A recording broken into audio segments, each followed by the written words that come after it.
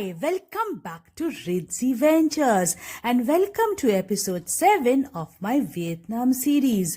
Today is my last day in Vietnam and I'm out exploring Ninh Binh, which used to be the former capital of Vietnam once upon a time.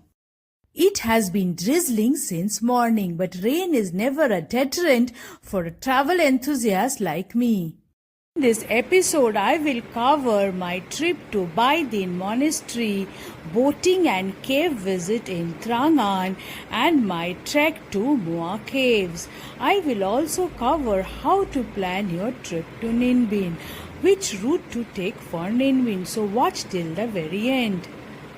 Before I proceed further, kindly like and subscribe to the channel. It gives me great motivation to see your likes and comments. With that, let's start episode number 7, my trip to Ninh Binh. Before I share more details about how I began my trip to Ninh Binh, let me give you little more details about Ninh Binh while I take this boat ride. Ninh Binh is a province in northern Vietnam's Red River Delta. It is called the Halong Bay on land thanks to the karst landscape visible everywhere. So Hanoi to Ninh Binh is about 95 kilometers. You can take a bus, taxi or a motorcycle. I had taken a group tour for Ninh Binh.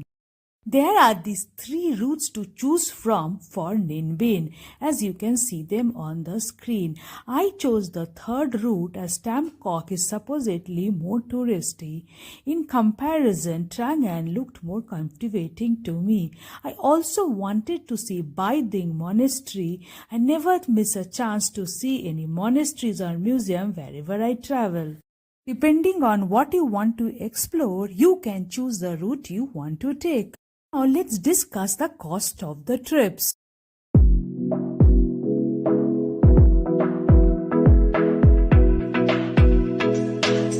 In the same rate, I was given a complimentary ride to the airport post the Ninh Binh trip as I had a return flight the same night.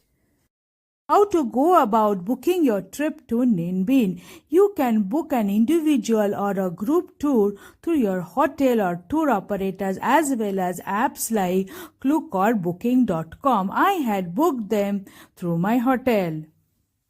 Let's get back to my trip to Ninh Binh on a rainy day. After a 2-hour-long road journey, we reached our first stop, the Bai Dinh Monastery, one of the most charming, mystical and religious places in Vietnam. Bai Dinh Monastery is located in Ninh Binh province. We sat in golf carts to reach till the gate of the pagoda. Now we are inside the premises of the new Bai Dinh Pagoda complex. While it continues to drizzle, let me tell you a few interesting facts of Bai Dinh Pagoda. So Bai Dinh Pagoda is one of the largest temple complexes in Southeast Asia. Bai Dinh in Vietnamese means towards Mount Dinh. Bai Dinh is located on Bai Dinh Mountain at Gia Ven district in Ninh Binh province. There are 2 Bai Dinh. The ancient pagoda, which is 800 meters away, was built in the 12th century. The new Bai Dinh Monastery, where I am right now, was built in 2003 and spread over 80 acres. This is the main entrance to the pagoda. The gate is also known as a 3-entrance gate and has 3 layers of curved roofs. That's why they don't eat the meat. Yeah, they just eat the vegetable. Yeah, that's why we don't. We are inside the temple complex and we have a very helpful tour guide. And now going to walk through the longest Arhat statue corridor in Asia. The length of the corridor is no less than 3 kilometers.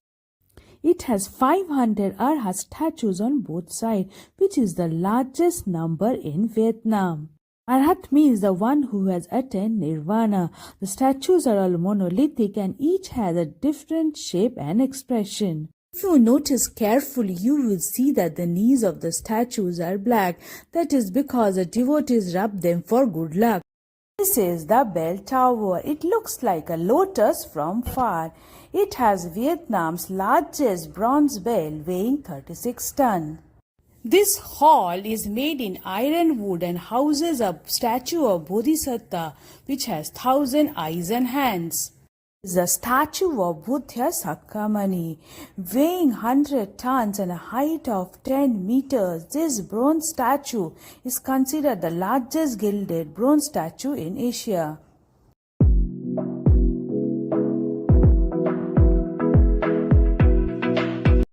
We are now at Tamda Hall.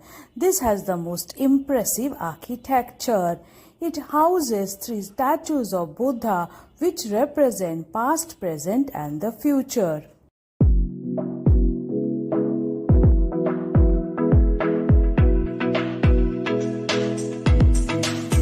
These are bronze statues gilded in gold, and that's me in front of this majestic statue.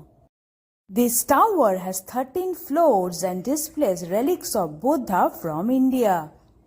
Unique Vietnamese architecture coupled with Buddha statues in various forms and the monastery set against the backdrop of verdant greenery makes it a destination that you should not miss. We stopped by this local Vietnamese restaurant to have our lunch. I especially like their Vietnamese spring rolls. Now I am at Trang An. This has a beautiful landscape of limestone karst peaks permeated with valleys. Many of these valleys are partly submerged and surrounded by steep, almost vertical cliffs. Best way to explore Trang An is by boat.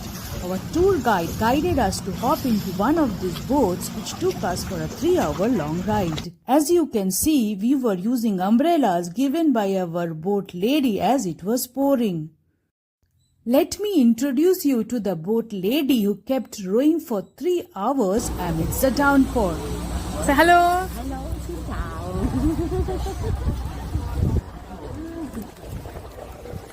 There are 3 routes to choose from in Trang An. Our one included temple, caves and a view of King Kong Skull Island.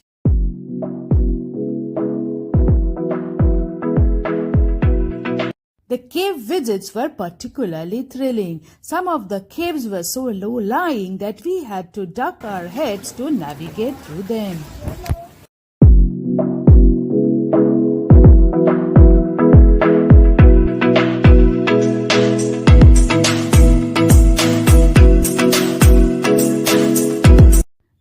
There are 50 crosswater caves in Trang An. We experienced quite a few of them. The feeling of coming out of a dark cave into bright sunlight is something that I won't forget. It reminded me of the phrase that there is light at the end of the tunnel. Our boat stopped by this island for a temple visit. The rowers in Vietnam are mostly women who use their legs most of the times for rowing. Our next stop was Moa Caves. Though it is called a cave, Hang Moa is actually a mountainous peak. It is atop Na Long Mountain. After passing by a beautiful lotus pond, I had to start climbing up 500 stone steps in the rain to get to the top of the mountain. This is also known as the Dragon Mountain by the locals, as there is an ornate stone dragon sitting by the ridge. That's the dragon. Dragons are considered sacred symbols in Vietnamese architecture. As per legend, the Vietnamese people originated from the union of a dragon and a fairy. There are these 2 routes to choose from to reach the top. One is of the view of the dragon, another of the pagoda view. Let me show you the route with the dragon view. I did not take that route as the last bit did not have proper steps till the end. I chose the pagoda route. It was a difficult trek nonetheless. The continuous rains made the steps slippery and a strong wind was another deterrent to the hike. I was totally drenched and worn out at the end of the trek. That's the Buddhist tower at the pagoda route. And that's me, smiling but frazzled at the end of the exhausting trek. And that is how I had looked at Bai Dinh Monastery in the morning that day. But the incredible panoramic view of Ninh Binh from the top of the mountain was worth the 500 steps to climb up. I don't want to discourage my viewers from taking this step. In fact, I would be very happy for others sharing their experience of the trek. But do note, this is one of the difficult treks. On my way back from the trek, I visited this cave. I had to buy new sets of clothes as I was drenched, and that's me back in Hanoi.